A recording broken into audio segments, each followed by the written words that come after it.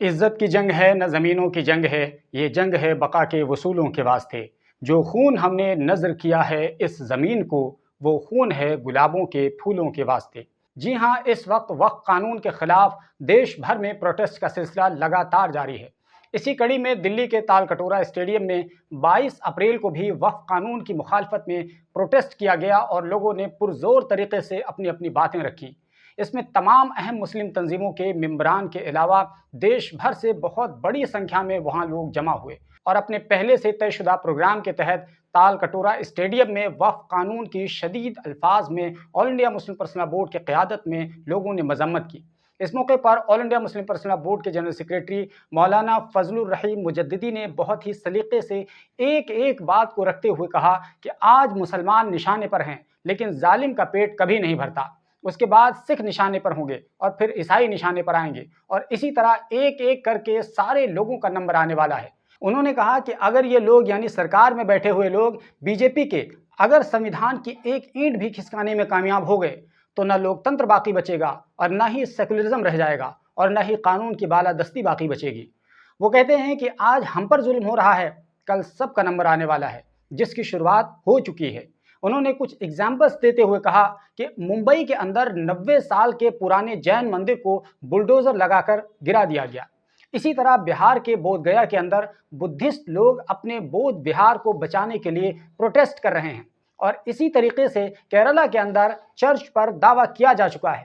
اس لیے انہوں نے ایک شعر پڑھ کر دیش کے سبھی لوگوں کو مخاطب کرتے ہوئے کہا کہ میں آج اگر زد پہ ہوں تو خوشگمان نہ ہو، چراغ سب کے بجھیں گے، ہوا کسی کی نہیں۔ انہوں نے کہا کہ ہم نے اس سرزمین کو آزاد کروایا ہے اور ہم نے اس ملک کی زمین کو اپنے خون سے سینچا ہے، لیکن آج ہم ہی پر یہ زمین تنگ کی جا رہی ہے اور ہم سے ہماری مسجدوں، مدرسوں اور قبرستانوں کو چھیننے کے لیے قانون بنا دیا گیا ہے۔ انہوں نے کہا کہ ہم یہاں پر جو جمع ہوئے ہیں وہ اپنے وصولوں کو بچانے کے لیے جمع ہوئے ہیں، کیونکہ یہ جنگ وصولوں کے بچانے کی جنگ ہے۔ یہ ہماری لڑائی بھارت کے سنویدھان کو بچانے کی لڑائی ہے، ہماری یہ لڑائی لوکتنتر کو باقی رکھنے کی لڑائی ہے، اور ہماری یہ لڑائی سنویدھان میں دیے گئے ادھیکاروں کو بچانے کی لڑائی ہے۔ ہماری یہ لڑائی گیا میں بدھسٹوں کے ادھیکاروں کو بچانے کی بھی لڑائی ہے۔ ہماری یہ لڑائی جین سماج کے مندروں کو بچانے کی بھی لڑائی ہے، اور یہ لڑائی ظالم کو ظلم سے روکنے کی لڑائی ہے۔ ہم انصاف اور حق کی لڑائی لڑ رہے ہیں، اور یہ لڑائی صرف مسلمانوں کی نہیں بلکہ یہاں پر بیٹھے ہوئے جین، بدھسٹ، عیسائی اور دیگر برادران وطن کے ادھیکاروں کی لڑائی ہے۔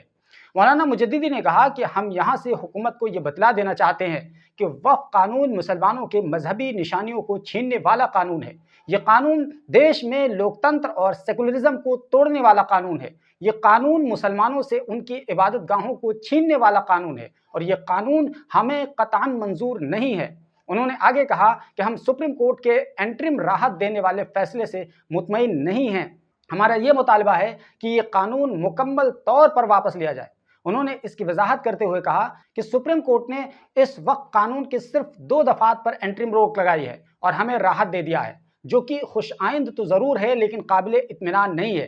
ابھی وقف کی پراپرٹیز پر لمیٹیشن کا لاگو کرنا باقی ہے، جو ناجائز قبضوں کو قانونی طور پر مالک بنانے کا کام کرے گا۔ ابھی بھی وقف کرنے والے کے لیے 5 سال تک پریکٹسنگ مسلمان ہونے کا ایکٹ موجود ہے، جو وقف کی پرانی پراپرٹیز کو خطرے میں ڈالنے کے ساتھ ساتھ آنے والے دنوں میں وقف کی جائیدادوں کو محدود کرنے کا کام کرے گا۔ ابھی بھی وقف علی الاولاد پر پابندی باقی ہے، جو شریعت اسلامی میں کھلی مداخلت ہے۔ ابھی بھی وقف ایکٹ کے اسپیشل ایکٹ ہونے کا درجہ اس کو نہیں حاصل ہوا ہے۔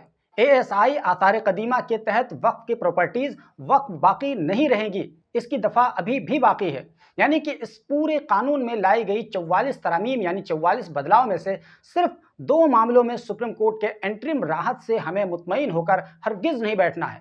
انہوں نے کہا کہ جب تک یہ نیا وقف قانون پوری طرح سے ختم نہیں ہو جاتا تب تک یعنی آخری سانس تک ہمارا پروٹیسٹ جاری رہے گا۔ یہ نیا قانون پوری طرح غیر جمہوری، ظالمانہ اور مسلم دشمنی پر مبنی قانون ہے۔ انہوں نے وہاں پر بیٹھے ہوئے لوگوں سے عہد لیا کہ جب تک یہ قانون واپس نہ لے لیا جائے تمہیں اپنے احتجاج کو جاری رکھنا ہے۔ انہوں نے کہا کہ یہ صرف زمین اور جائیداد کا مسئلہ نہیں ہے بلکہ یہ ہمارے عقیدے اور ایمان کا مسئلہ ہے، یہ ہماری زندگی اور موت کا مسئلہ ہے۔ ہماری ظاہری موت ہمارے ظاہری اجزاء سے تعلق رکھتی ہے، لیکن اگر ہمارا ایمان سلامت نہ رہے تو یہ ہماری ایمانی موت ہے، اور یہ ایمانی موت ظاہری موت سے کہیں زیادہ خطرناک ہے۔ انہوں نے बेहद जज्बाती अंदाज में कहा कि अगर हमारी नस्लें ईमान से दूर हो जाएं और वो ईमान पर बाकी न रह जाएं तो इससे बड़ी हमारी कोई मौत नहीं हो सकती। उन्होंने ये बात साफ साफ हुकूमत के लोगों से कह दिया कि तुम ये कहते हो कि ये ज़मीन का मामला है, तो सुन लो और याद रखो कि ये सिर्फ हमारे ज़मीन का मसला बिल्कुल नहीं है, बल्कि ये हमारे दीन का मसला है, हमारे ईमान का मसला है, हमारे अकीदे का मसला है, हमारे कल्चर का मसला है, हमारी तहजीब का मसला है। और इसीलिए हम लड़ाई को आखिरी सांस तक लड़ने के लिए तैयार हैं और लड़ेंगे भी। और हम इससे दस्तबरदार होने के लिए तैयार नहीं हैं और बिल्कुल नहीं होंगे, क्योंकि ये मसला अल्लाह की मिल्कियत की हिफाजत का है, हमारे दीनी शायर के तहफ़्फ़ुज़ का मसला है, हमारी मस्जिद, मदरसा, कब्रिस्तान और दरगाहों की हिफाजत का मसला है। मौलाना फजलुर रहीम मुजद्दिदी ने लोगों से कहा कि ये लड़ाई बहुत लंबी लड़ाई है, इसलिए न तो हमें थकना है और न ही मायूस होना है। हम लड़ेंगे और इंशाअल्लाह जीतेंगे भी। उन्होंने एक और अहम बात कही कि ये लड़ाई किसी धर्म के खिलाफ नहीं है, ये लड़ाई हिंदू और मुसलमान के बीच की लड़ाई नहीं है, जैसा कि पोर्ट्रे करने की कोशिश की जा रही है, बल्कि ये लड़ाई तानाशाही के खिलाफ है और सत्ता में बैठे हुए जालिम हुक्मरानों से लड़ाई है। उन्होंने कहा कि इस हुकूमत ने वक्फ के खिलाफ झूठ का एक बहुत बड़ा पहाड़ खड़ा कर रखा है। छोटे से छोटे नेता से लेकर बड़े बड़े नेता एक से एक झूठ बोलने में एक दूसरे को पिछाड़ने की बाजी लगा रखी है, मुकाबला कर रखा है। पार्लियामेंट में बेशर्मी के साथ झूठ बोले गए हैं। अभी प्रधानमंत्री कुछ मुस्लिम नुमा लोगों से मिलकर वक्फ कानून बनाने के लिए मुबारकबाद वसूल कर रहे थे।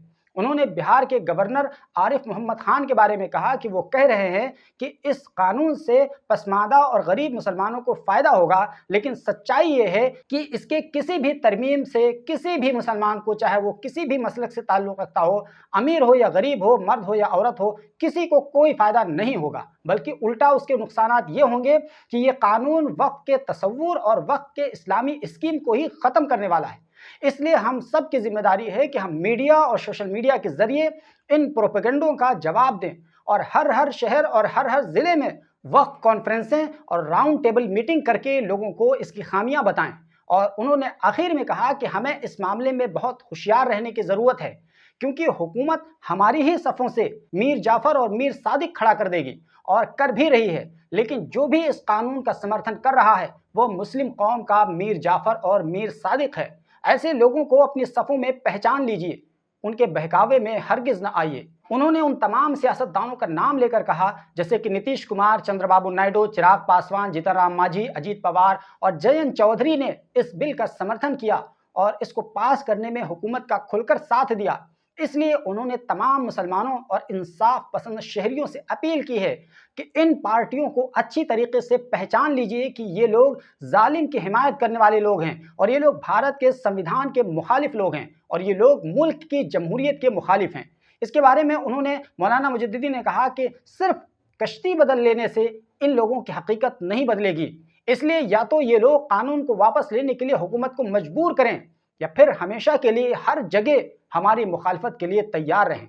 उन्होंने उनके लिए एक शेर भी पढ़ा कि जालिम को जो न रोके वो शामिल है जुल्म में और कातिल को जो न टोके वो कातिल के साथ है। इस तरह बोर्ड के जनरल सेक्रेटरी मौलाना फजलुर रहीम मुजद्दिदी ने सिलसिलेवार तरीके से कई सारी बातें कही और पैगाम दिया कि वक्फ कानून के खिलाफ ये लड़ाई अभी लंबी चलने वाली है। इसके अलावा एक बात और सामने आई कि हम उत्तर प्रदेश से क्या डरते हैं, उत्तर प्रदेश में हम अपने एहतजाज को क्यों नहीं ऑर्गेनाइज कर रहे हैं। तो इसके जवाब में all India Muslim personal board के तर्जमान सैयद कासिम रसूल इलियास ने कहा कि हमारी टीम और खासतौर से मुस्लिम पर्सनल बोर्ड के रुकन मौलाना खालिद रशीद फरंगी महली वहाँ पर ऑर्गेनाइज करने की कोशिश कर रहे हैं और हम जल्द ही उत्तर प्रदेश में भी प्रोटेस्ट को ऑर्गेनाइज करेंगे। हम हरगिज़ डरने वाले नहीं हैं, किसी से भी घबराने वाले नहीं हैं और जिसको ये गलतफहमी हो वो अपनी गलतफहमी दूर कर ले। तो इस तरह मुस्लिम पर्सनल बोर्ड और उसके तहत आने वाले कई सारे अहम मुस्लिम तंजीमों के जिम्मेदारों ने, जो कि वक्फ कानून की मुखालफत कर रहे हैं, उन्होंने ये अहद किया है कि वो हर हाल में वक्फ कानून की मुखालफत करते रहेंगे और वक्फ कानून को वापस लेने के बाद ही अपनी इस जद्दोजहद को